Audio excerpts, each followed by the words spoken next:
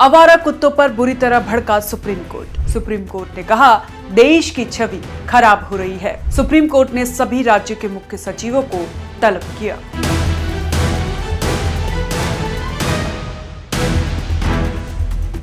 ये कहानी पूरे देश की चिंता बताती है। सड़क पर खेलते बच्चों की चीखें, सड़क किनारे चलते बुजुर्गों के दर्द, अब सब पर नजर है सुप्रीम कोर्ट की।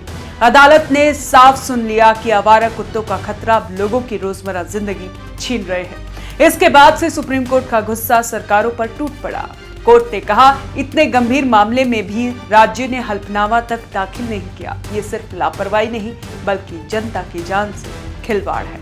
सुप्रीम कोर्ट ने कड़ी फटकार लगाते हुए 3 नवंबर को सभी राज्यों के मुख्य सचिवों को तलब किया है। सिर्फ पश्चिम बंगाल और तेलंगाना को बुलावा नहीं मिला क्योंकि उन्होंने पहले ही अपनी रिपोर्ट दे दी है। बाकी सरकारों से अदालत ने पूछा है कि आदेश के 2 महीने बाद भी अब तक ठोस जवाब कहां है।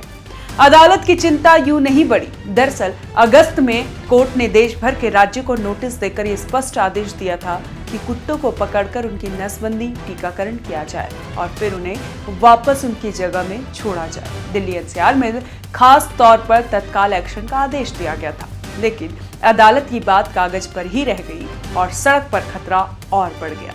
बीते कुछ महीनों में देश भर में कई दर्दनाक मामले सामने आए हैं। महाराष्ट्र के पुणे में एक बच्चे पर हमला हुआ, उससे पहले एक बच्ची पर जानलेवा हमला, फिर भंडारा में 20 आवारा कुत्तों का झुंड लोगों पर टूट पड़ा। हर हमले के साथ एक परिवार बिखर जाता है, लेकिन सरकारों के कानों पर जूं तक नहीं लेग रही है। इस बात से साफ हो गया है। सुप्रीम कोर्ट ने बेहद तल्ख अंदाज में कहा कि ऐसी घटनाएं दुनिया भर में भारत की छवि खराब कर रही हैं। अंतर्राष्ट्रीय मंच पर गर्व से सिर ऊंचा रहे, इसके लिए पहले जरूरी है कि अपने ही नागरिकों की सुरक्षा सुनिश्चित की जाए। अदालत ने साफ शब्दों में कहा कि डर और दर्द में ही जी रही जनता की चिंता अब और नहीं टाली जा सकेगी। भारत में रेबीज सबसे बड़ा खतरा है। हर साल करीब 18 से 20 हजार लोगों की मौत कुत्ते के काटने और इलाज न मिलने की वजह से हो जाती है। मरने वालों में बड़ी संख्या बच्चों और गरीब परिवारों की होती है, जिन्हें समय पर इलाज और टीका तक नहीं मिल पाता है। ये आंकड़े किसी रिपोर्ट की स्याही नहीं, असल जिंदगियों की समाप्ति का हिसाब है। बच्चों के खेलने का हक भी छीना जा रहा है। बुजुर्गों का घर से निकलना डरावनी चुनौती बन चुका है। सवाल ये है कि क्या सरकारें सुप्रीम कोर्ट की सख्ती के बाद जागेगी या फिर अदालत को और ज्यादा कड़ा कदम उठाना पड़ेगा। देश को आगे बढ़ाने की बात करने वालों को पहले ये समझना होगा कि सुरक्षित सड़कें ही सबसे बड़ी तरक्की की पहचान है।